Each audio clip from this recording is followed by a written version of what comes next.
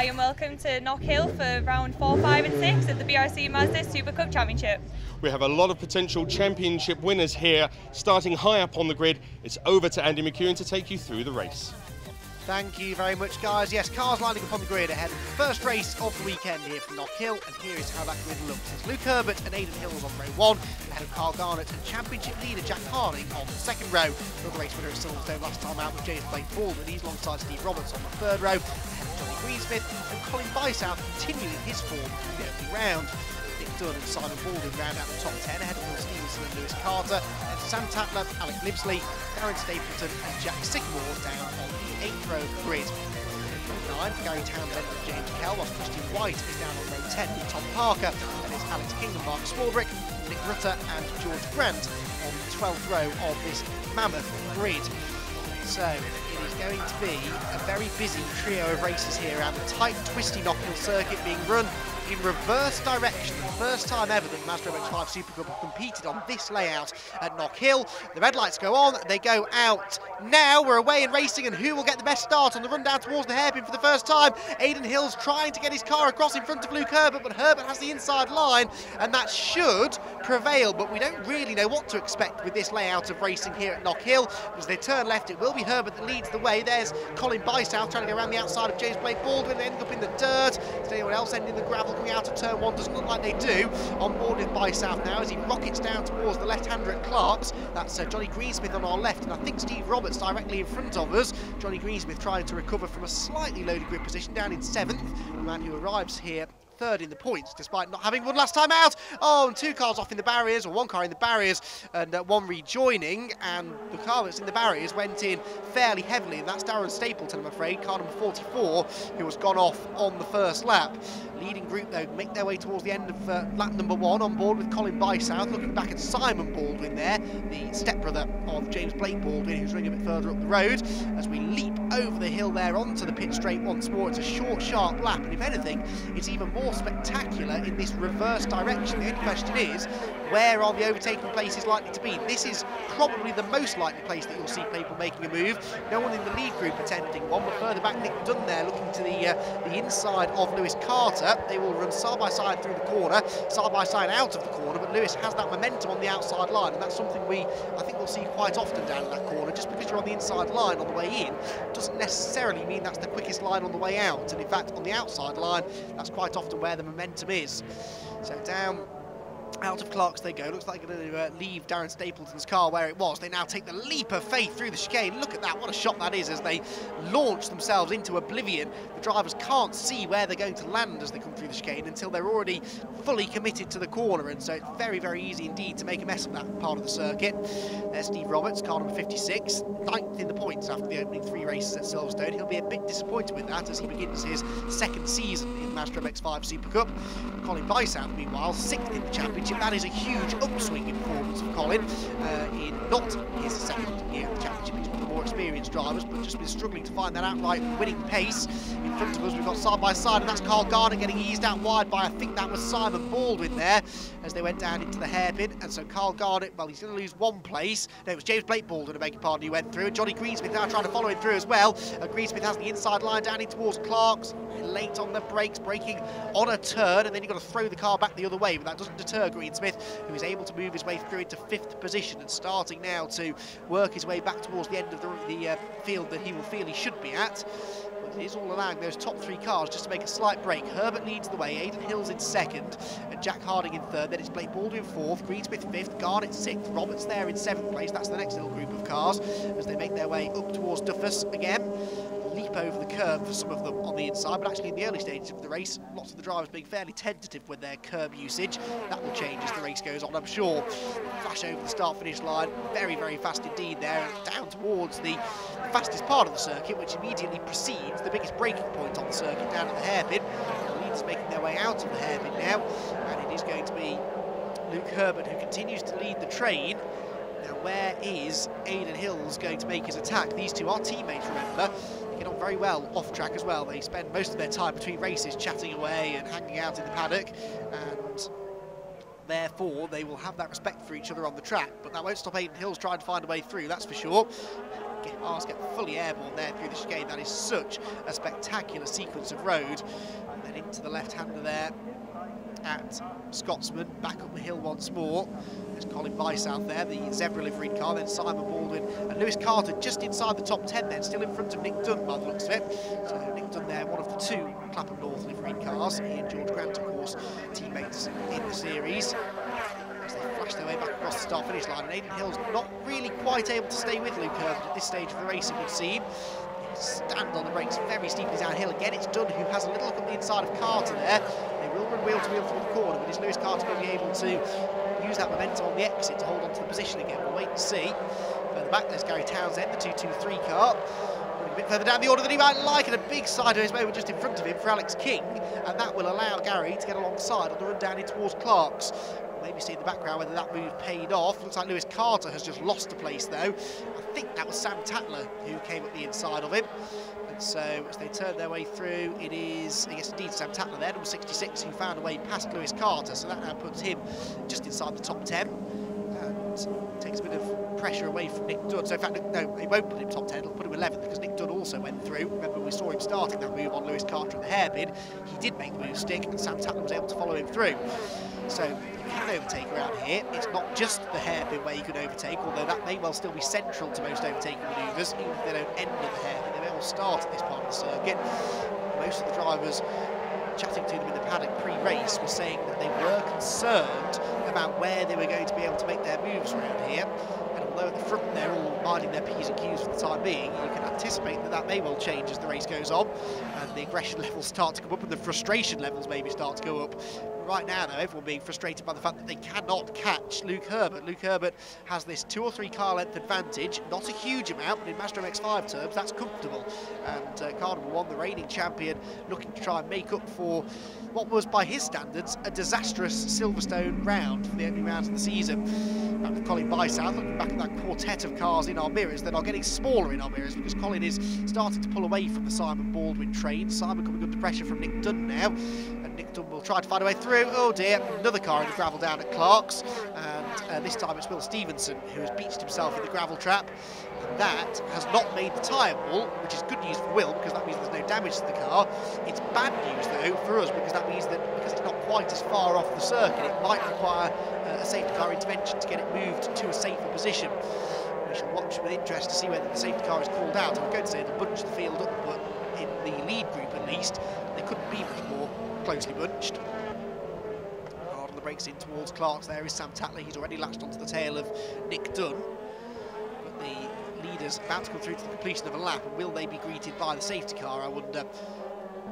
There is Luke Herbert, makes his way back towards the end of another lap, and yes, the safety car is being called. So the safety car is scrambled, not surprisingly, with 2 cars now in the gravel trap down at Clark's. Darren Stapleton's from the first lap, and Will Stevenson's from this lap. Then it was always likely that the safety car may be required. So the safety car will go out, it will pick up the race leader Luke Herbert. Luke, who, as I said, did not have a great time of it at Silverstone last time out. He had a mechanical issue going to the grid before race 1, which meant that he started from the back, still worked his way through brilliantly into 7th place, followed that up then with 6th in race 2 and a 2nd in race 3. But it's rare these days that Luke Herbert goes a whole weekend without winning a race, and not only did he go the whole weekend at Silverstone without winning a race, he only had 1 podium finish. Therefore, it's remarkable that he's still actually 4th in the championship coming out of that opening weekend of the year, and only 15 points off the championship lead. But Luke Herbert's target this weekend is simple. He wants to get that championship lead back, and so far, he's going about it in the perfect way. So we'll wait and see whether he can hang on, though. Of course, this safety car gives everyone a chance to take a breather, Luke included. But whether Aidan Hills will maybe now be able to start thinking about ways in which to find a way past the reigning champion, we'll wait and see after the restart. Now you see Will Stevenson clambering back over the barriers, presumably to assist the marshals with the recovery of his stricken car. But this will potentially be a fairly lengthy safety car period, because that car does look fairly well beached in the gravel trap, doesn't it? Jack Harding incidentally leads the points, leaving Silverstone by only a single point over James Blake Baldwin, and they were two of the 3 different race winners that we had at Silverstone last time out. Lotus graduate Will Stacey won the opening round of the season sensationally, but has not made the trip up to Scotland, so he is not here. And that's a bit of a shame. Of course, we saw him involved in quite a sizable shunt in race 2 at Silverstone, not of his making, but perhaps that's the reason that he's not been able to get the car ready for Knockhill. We hope to see him back later on in the season, but that meant that Harding, Blake Baldwin arrived here at the top 2 in the championship, and Johnny Greensmith third, Mr. Consistency. Johnny Greensmith not won a race in this championship for over a year now, not since Donington in 2016 has Johnny Greensmith stood on the top step of the podium, but he has managed to arrive here third in the points, ahead of Luke Herbert fourth, and Aidan Hills, the man who runs second in this race, is fifth in the championship, and this will be the right way for him to go about trying to move his way slightly up the order. Carl Garnett, likewise, who started this one third on the grid, he has now slipped down to sixth. He was only 8th in the points, despite showing flashes of speed at Silverstone. And Steve Roberts, likewise, decent grid position today, only 9th in the championship. So a few drivers looking to try and bounce back from not necessarily overly disappointing results last time out, but certainly less than were expected of them, particularly in the case of Luke Herbert. And arriving here at a circuit like Knockhill makes that job even more challenging, if anything, because it's a circuit that many of the drivers won't have that much experience of, even in its traditional layout, the clockwise configuration. This anti-clockwise reverse direction Knockhill layout is new to, I think I'm right in saying, all of the drivers as far as race preparation is concerned. Some of them may have driven it on a simulator, some of them may have done the odd track day here, but none of them have particularly extensive experience of this layout at Knockhill. And so it is a bit of a journey into the unknown for the entire field. You can see there the rector cell barrier that's been dislodged down at Clark's. That was from Darren Stapleton's incident on the opening lap. That's the foam barrier you can see sticking up off in the background. I think they're going to leave Stapleton's car there, and in fact the safety car lights are out, so we're going racing again this time. You can see that Luke Herbert has already started to back the whole field up, so we're ready to go racing once more here at Knockhill with just about half the race still to go. So still time here for Luke Herbert to come under pressure from Aidan Hills, and the restart could be Aidan's best opportunity to do it. Herbert's already stepped on the loud pedal though as he comes out of the left-hander at McIntyre's and up towards Duffus, and he's already pulled a bit of a gap over Aidan Hills, and indeed Aidan Hills coming under pressure instead from third place man championship leader Jack Harding. So they flash across the start finish line, back down towards the hairpin they go, and are we going to see a challenge here for second place potentially for Harding, who will be keen to try and get a car between himself and James Blake Baldwin, because remember they are the top 2 in the championship, separated by only 1 point in Jack Harding's favour, and although it's still early days in the championship, it will still be important for Jack to try and keep hold of that championship lead if possible. Jack had a penalty early on in the season last year, which race exclusion, which he couldn't then use as a dropped score, and so that dropped him out of contention for the title pretty much right from the word go in 2017. So Jack is really trying to go about this a bit more carefully in 2018, but he will still want to try and take every point that he can, and he certainly looks racy off the restart, doesn't he? The white, blue and red car in third place there, car number 43, right in behind Aidan Hills, and he's definitely going to get a slipstream then when they come out of the final corner and up onto the pit straight, so I wouldn't be surprised to see Aidan Hills having to go a bit defensive. Aidan gets a bit sideways out of the final corner as well there. This will definitely give Harding a run, but of course Aidan himself is getting a tow from the car in front, Luke Herbert. Harding looks to the inside line. This will be a battle on the brakes, but I think Aidan just about had the advantage. But Jack Harding certainly looking the raciest for this lead group off the restart. Aidan Hills maybe looking a little bit loose in the rear end. Another bit of a tail slide there as he came out of the hairpin.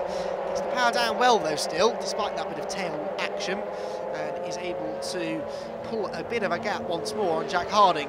There's Carl Garnett, he looks to have regrouped a bit off this restart. He's going with the lead group. Mind you, so is Steve Roberts, not far behind him. So it's a 7-car breakaway essentially, then the gap back to Colin Bysouth in 8th and Simon Baldwin in 9th. They're losing touch with the lead group for the time being. Plunge downhill through the left-hander, hard on the brakes again. Such a roller coaster section, and it really works the cars hard. The suspension, the brakes, the tyres, everything gets a real workout through Knockhill, because it is non-stop. You have the long pit straight to take a bit of a breather, but at the end of it, you know that you've got that big stop down into the hairpin where you need everything to be working as it should do, otherwise you're skating straight on into the gravel trap. Back across the start-finish line. They go a bit of jostling there as Jack Harding had another little peek to the inside of Aidan Hills, and now in fact Jack is coming under pressure from his early championship rival, James Blake Baldwin. If things finish as they are now, of course, Luke Herbert, with a car between himself and Harding, is going to inch his way ever closer to the top of the championship. Only 2-point increments, though, in Mazda MX-5 SuperCup racing, so 100 points for a race victory, 98 for second, 96 for third, etc, etc. So it's hard to gain a substantial advantage over another driver. And likewise, it's hard sometimes to close the gap down. That was a mistake further back for Colin Bysouth, as he got a wheel out in the dirt coming out of Clark's, and therefore that dirt on his tyres means that the car didn't really turn in well enough into the chicane. We've got another car off there, down at the chicane area of the circuit, and didn't quite catch the number of that car. I'll try and pick it out next time through, but it's all started to get a little bit scrappy off the restart here. Leaders flash back across the start finish line, and Jack Harding really having to go defensive now to try and keep James Blake Baldwin at bay. Jack will hook the white line on the inside line. They almost bang wing mirrors as they hit the braking zone there. Blake Baldwin trying there to go right round the outside and use that momentum that we spoke about earlier to carry the speed down the railway straight, but it wasn't to be that time, and Jack Harding is able to hang on. But having been the hunter a lap or so ago, Jack Harding is now very much the hunted, trying desperately to hang on to his podium position. Colin Bysouth held on to his 8th place despite that gravelly moment down at Clark's a lap ago. And this time, in fact, it's Steve Roberts, look, you can see, who dips the wheel out into the dirt, loses a bit of touch to Johnny Greensmith in front of him. Back down into the chicane. Even the cars running in the midfield are not going slowly, are they? Such is the strength in depth in the SuperCup field this year. Even the cars in the midfield, you can see, are really on it, really pushing flat out to the extreme edge of adhesion that these cars have. They do hold the road fairly well, but they all have a limit. And it's a case of balancing that fine line around a place like Knockhill, where you are on the limit and you're going as quick as possible, but not going too quickly. Down the hill we go again. Simon Baldwin forcing Colin Bysouth to defend. Sam Tatler really forcing Nick Dunn to defend. And Nick goes in on the tight line, hopes not to run out wide on the exit therefore, because of course it is quite a steep drop as you go through the apex of the hairpin. Checking with some of the battling going on behind. That's Gary Townsend still defending from Alex King, who found a way past a little bit earlier on. James Kell is the green car behind him with the novice cross on his car. And then Nick Rutter, I think, is the car at the tail end of this group, running a lot further down the order, but as you can see, the racing just as close and competitive as if they were racing at the front. So they turn their way back through Clark's. Whoops, that's Gary Townsend on the grass this time. Doesn't seem to lose you much momentum as you do it, but then you turn into the chicane, you've got dirt on your right-hand side tyres, which are the tyres that do all of the work around here. And so for the next few corners, you do have a bit of limited adhesion. But Gary Townsend just about hanging on for the time being from the similarly liveried AK Automotive car of Alex King behind him. Both nice and distinctive liveries though, which is always good to see. Easy to pick out from the middle of a jostling MX-5 SuperCup pack. At the front of the jostling MX-5 SuperCup pack, we still have the same order. Luke Herbert leading the way from Aidan Hills in second, who, if anything, is just starting to look like he's settling for second. I don't think James Blake Baldwin is settling for anything. Settling is not really in James Blake Baldwin's vocabulary. He likes to go for it right down to the last corner and take any position that he can. But can he find his way onto the podium? That's the question. Harding won't want that to happen, but he's certainly starting to feel the pressure. Here's the Yorkshireman.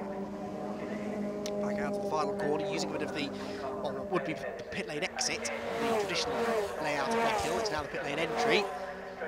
Drop down here towards the hair, because Blake Baldwin close enough to have a dive. The car's very evenly matched on the brake speed, does go for one. Harding had to move over at the last second to defend. Does that mean that Harding runs a bit wide at the apex, maybe a touch? And so Blake Baldwin might be able to carry a bit more speed down the railway straight. He'll also be in the slipstream, of course, which will help him to carry a bit more speed down into the next corner. But then it's even harder to pass down at Clark's than it was down at the hairpin.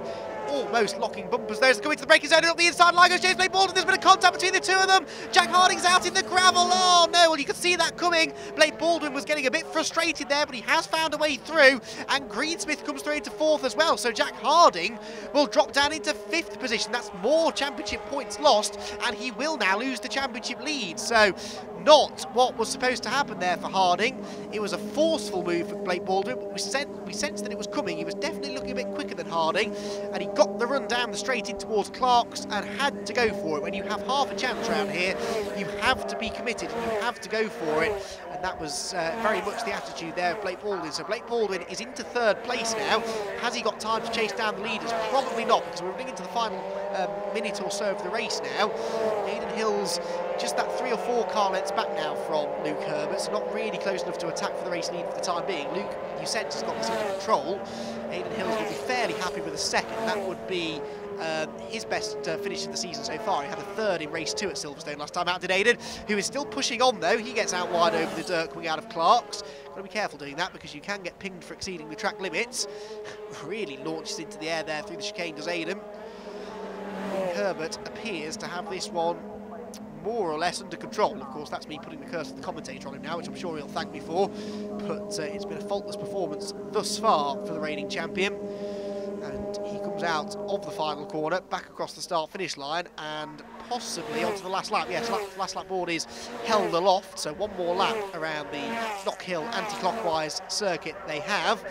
Don't think Blake Baldwin is going to catch these two, so we may have our podium finishers pretty much settled. Can Jack Harding get back onto terms with Johnny Greensmith, I wonder? Johnny's done a good job here, though, to fight his way through from 7th to 4th on a circuit that everyone's complaining you can't overtake at, so Johnny's done a pretty good job of that in this race, as he just tries to continue with that consistent performance. Well, Aidan Hill certainly hasn't settled for 2nd, has he? He was really pushing through Clark's there. Both he and Blake Baldwin in 3rd place, running wide onto the dirt. But Aidan Hills, who was very spectacular to watch back at Silverstone with some of his overtaking, equally spectacular here. And he's just driving around on his own on this final lap, and he's still driving sideways, absolutely on the limit. Luke Herbert, though, is about to come through and take his first victory in 2018, and who would have guessed it would take him until the 4th race of the year to do it? He flashes across the start-finish line, though. He sees the checkered flag, and he wins round number 4 of the Mazda MX-5 SuperCup. 2nd goes to Aidan Hills. 3rd goes the way of a hard-charging James Blake Baldwin, and he will take the championship lead with that as well, after an aggressive move, a bold move, but I think a fair move on Jack Harding. So Herbert wins it from Aidan Hills by 1.8 seconds at the end, over Blake Baldwin in 3rd, Greensmith 4th, and Jack Harding 5th. Carl Garnett is 6th, ahead of Steve Roberts 7th, then Colin Bisow, Simon Baldwin, and Nick Dunn held on to that hard-fought 10th place.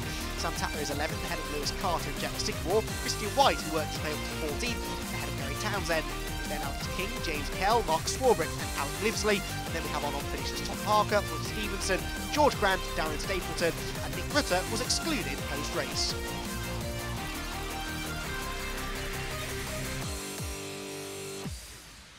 Luke, congratulations on your victory today at Knockhill. Very tough race, and yet again shows how close the Mazda MX-5 SuperCup is. 2 questions for you. How much of that race were you spent looking in your rearview mirror, and what were your feelings when the yellow flag came out? Yeah, I sort of broke a little gap at the start from Aidan, my teammate, so it's quite a good qualifying for us. And then the safety car come out, and I thought, right, all I've got to do is get a good jump, and I am quite good at safety car starts, and I managed to maintain my gap over the line. So yeah, but Aidan was there all the way. I think he was quicker than me. It's just I qualified pole, I got in front first, and round here it's almost impossible to overtake if you've got the same pace. So yeah, I'm really pleased. I'm pleased for Aidan as well, getting 2nd. So hopefully we'll do it again in the 2nd race. Yeah, hopefully more of the same next time out. Congratulations once again. Yeah, thank you very much indeed. Congratulations, Aidan, 2nd place. That seemed like quite a close battle towards the end. What were you feeling? Well, the beginning of the race was going pretty well. I felt like I had the pace on Luke. But once the safety car come out, I think he got his head together a bit more, and he definitely pulled a bit of a gap towards the end, but I hit a curb too hard through the chicane and moved the back wheel, so I couldn't really fight with the last few laps. But to be fair to him, he was quicker than me anyway. But I'm happy, best ever finish, so first proper podium. Obviously I got one at Silverstone, but I didn't get to stand on it, so yeah, I'm over the moon. Oh, well, congratulations. We'll see you tomorrow. Thank you very much. James, tough race out there, but you made it through from your starting position on the grid, made a couple of places. What were your thoughts about racing here? It was a really tight race. It's a really tight circuit to race on, but you know, we started 5th from the grid, managed to make up 2 places, but it's so difficult to progress around here. Last time we raced here was 2011 or 12, but the other way around, and it seemed a bit easier to overtake the other way around. But no, Blink Motorsport have done an amazing job with the car. You know, there's just nothing in it yet again, so it's what we do all this racing we like for, isn't it? Yeah, very tough, very close out there, and I guess the safety car probably hindered your progression up through the field. More you can do tomorrow from the start? Well, I hope to do more tomorrow. You know, a win would be nice. You know, that's the ultimate goal. But you know, Jack and Aidan are very, very quick round here, so there's just nothing in it. It's like a 1/10 of a second, if that, on a good lap. So we'll just see how we go and see whether we can progress. Well, congratulations once again on your podium. We look forward to seeing you out there tomorrow. Thanks very much.